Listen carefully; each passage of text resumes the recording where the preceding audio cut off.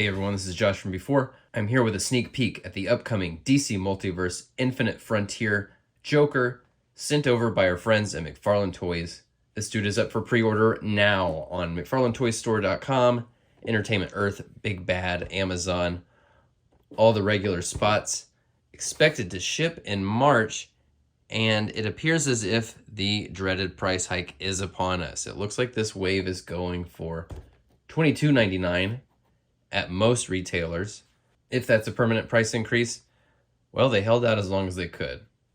Personally, I'm not going to complain too hard about a price increase as long as it is offset by maybe a few extra paint apps here and there, or maybe some extra accessories, extra hands, what have you. If they can start to deliver a little bit more in those areas, I definitely won't be complaining. Now let's look at this guy. This is, I was about to say that this is a unique look for Joker, but I'm not really sure that it is anymore. I've definitely seen more than a little bit of this kind of anime heartthrob Joker. There's definitely been an effort to make this sort of hunky, more sanitized version of the Joker happen. And here he is, much less threatening, much less grotesque, although he is missing an eye. I didn't even realize this till I got this guy out of the box. He's missing an eye, and the eyeball is here in his hand. That is pretty fun and unique. His torso here is all this soft rubbery material, so you get that great new toy smell right out of the box. It does feel like we're starting to get a little bit more elbow or shoulder action in these characters that have the jackets. Sometimes they tend to be a little tight and not have this great sort of rotator cuff action that, in my opinion, allows for a lot more expressive sort of posture changes. Really excellent double elbow there, and this doesn't feel too floaty or too severely cut out. I like that. Non-sculpted ball joint wrist, but they're tucked up pretty far. Some very fun hands. So kind of like Superboy, he's got some fun, unique hands that have a lot of personality. They are a bit limiting. It would have been nice to maybe see this guy with a few extra hands. What I'm really happy about, though, is this return to the clicky torso here. We saw this quite a few times, like back in the first year or so of the DC Multiverse line, and I thought it worked really well, especially in that White Knight Joker, which is one of my all-time faves.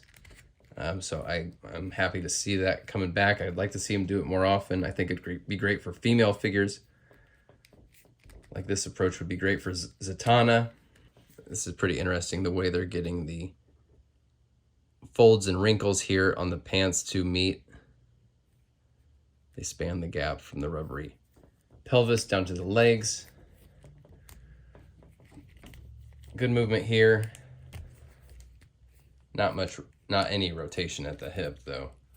I feel like I'm definitely seeing improvement in the knees. I mean, they obviously do look like articulation points, but the cutouts aren't nearly as extreme.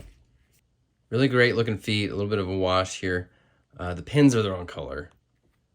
I mean, if you're going to have a mismatching color, that's not a bad one because that's very easy to fix. But still, the head action is really fantastic. You really get a lot of personality happening, moving that head around.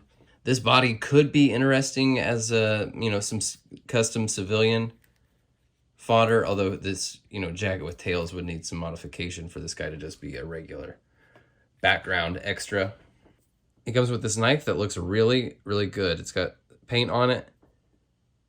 It's got fun little cartoony sort of details there on the hilt. Holds it like so, and this hand is really fun. The slightly outstretched pinky is very fun and expressive for an accessory holding hand. I really like that. Because when you get a figure that looks this good and they just have that like action figure C-grip hand, it throws the whole look off. So we'll see him here with some other Jokers. I don't think this guy is going to become anyone's main Joker, but I bet we'll be seeing some more from Infinite Frontier. We did just get this Infinite Frontier Scarecrow not too long ago that I'm still a bit disappointed about because I think this guy had potential to be an all-time great, and the paint just left him undercooked. I think he'd be a good matchup, though, against any of the different bats that you would want to put him next to. And don't forget, I will be posting my updated Batman ranking video. Make sure you're subscribed so we can get that out as soon as possible. And now is the time that we welcome a frequent commenter or participant on this channel into the From Before Rogues gallery. Today it's going to be our pal, Cyborg Soda Collectibles. They've been a part of this channel for a very long time. Greatly appreciated all the comments and support. Thank you, Cyborg Soda, for being a great friend of the channel. That is Infinite Frontier Joker. I really wasn't expecting much for this guy, and he exceeded expectations.